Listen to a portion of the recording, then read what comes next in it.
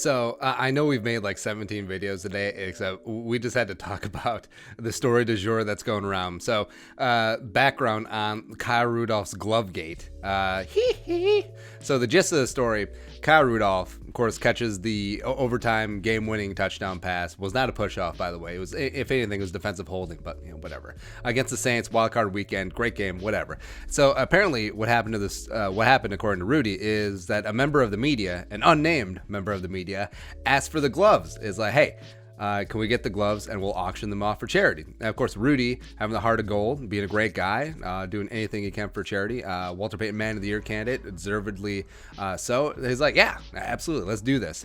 And then apparently the gloves end up on eBay, ostensibly to line the media members, media jackals' pockets, rather than, hey, eBay, we'll auction off, raise the money, and then we'll give that money to charity, right? So it's probably going down that path. So word gets back to Rudy. Yeah, Rudy is pissed, and rightfully so.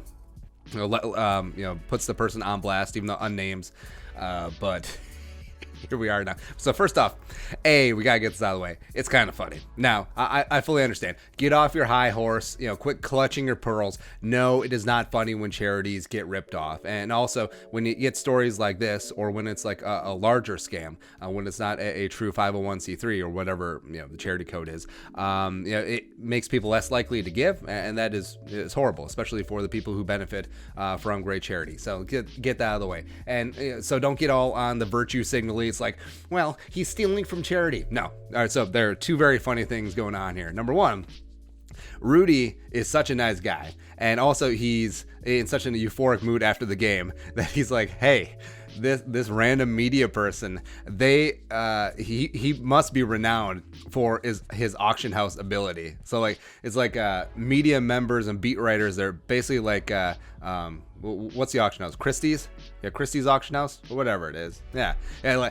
It's basically, I'm gonna put my gloves with the media guy because he got top dollar for that Banksy painting that got shredded. So he's so trusting there. Number two, I mean, the person, whoever it was, is so stupid that they didn't think that they would not get caught the day after the game with the gloves on eBay. Like, people wouldn't put two and two together. Word wouldn't get back to Rudy. Rudy wouldn't put the truth out there as like just such short-sighted grifterness.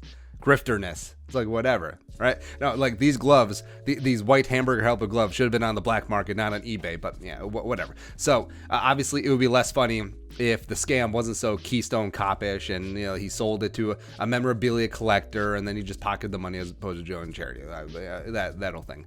But I mean, we're gonna find out who it was. The grapevine rumor mill will be a buzz. It's not like finding out like why Wabi was canned, right? So this is gonna come out. So my guess, I mean, it's got to be someone local, right? It's got to be someone, or maybe someone national who has a rapport with Rudy. Because if it was just complete stranger, if it was like a NOLA media member or some national slap he sent to cover the game, like it would be weird to go up to Rudy. It's like, hey, Rudy, can I get those gloves? And then Rudy would be like, yes. Well, actually, if that is so, Rudy is like way more trusting than that. So it's really unfortunate that it has to be someone who at least has ties with the team or has been covering the team for a while. So that sort of sucks. But I mean, we're going to find out because I'm sure the Vikings PR is going to that person's credentials. So, I mean, of course, coming off the biggest win in recent memory, since the Minneapolis Miracle. Sorry, Saints, deuces. It's such a on-brand, stupid Viking story that it sort of makes me miss the days of the 2000s, aughts, and the Love Boats and Mike Tice, because these sort of stories happen all the time, right? But of course, it leads up to the Niners divisional game, but whatever. But your thoughts? I mean, laugh a little bit, people. Let us know in the comment section below. Also, subscribe for daily Vikings takes. You want to support the work, pull us on the Venmo, plus give us a follow on social media as well. But the next time, Skull, production value.